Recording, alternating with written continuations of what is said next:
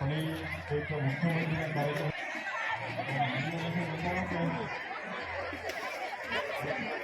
કરુણા સેવક ગૌ સેવા ચેરિટેબલ ટ્રસ્ટ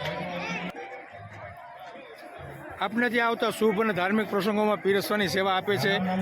આ સેવામાંથી મેળવેલું તમામ મહેનતાણું વૃદ્ધ બીમાર નિરાધાર ગૌવંશના લાભાર્થે વપરાય છે। જય ગૌ માતા, જય ગોપાલ।